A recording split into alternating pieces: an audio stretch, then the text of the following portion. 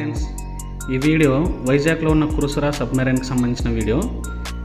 ఎవరైనా మన ఛానల్ ఇంకా సబ్స్క్రైబ్ చేసుకోకపోతే please subscribe Ranga fly media and like కొట్టండి, సబ్స్క్రైబ్ చేయండి, అలానే బెల్ ఐకాన్ క్లిక్ చేసేయండి.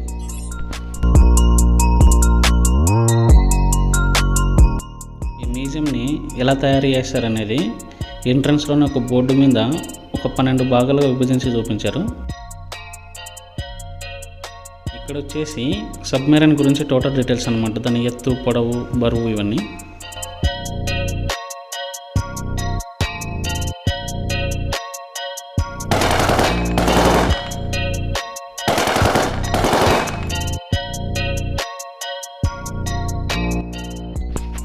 ఈ సబ్మెరైన్లో టోటల్ 7 కంపార్ట్మెంట్స్ ఉంటాయి.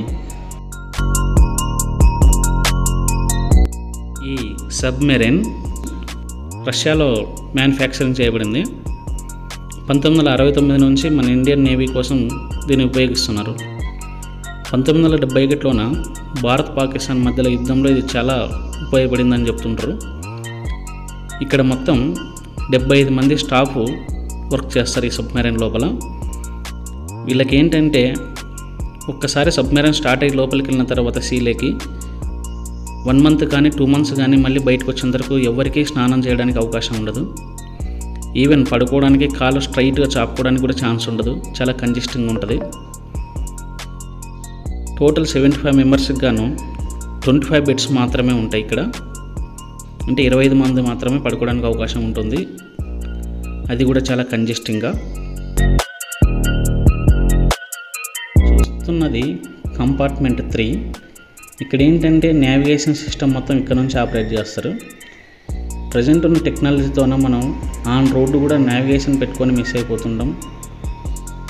బట్ అప్పట్లో వీళ్ళు సముద్రం అడుగు బాగానే ఎలా జర్నీ చేసేవాళ్ళు కదా.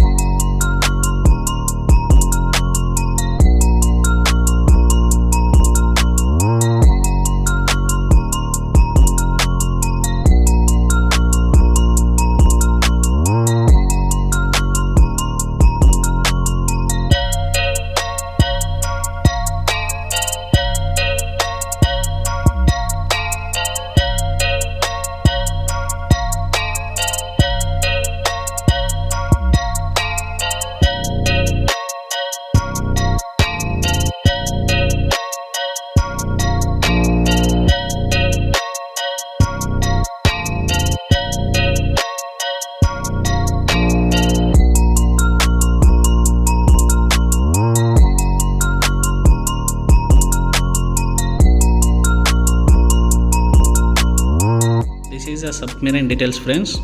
మీరు కూడా ఒకసారి వైజాగ్ వెళ్ళి చూడండి, చాలా బాగుంటుంది. ఛానల్ని సబ్స్క్రైబ్ చేయడం మాత్రం మర్చిపోకండి, అలానే లైక్ కొట్టండి. Thank you.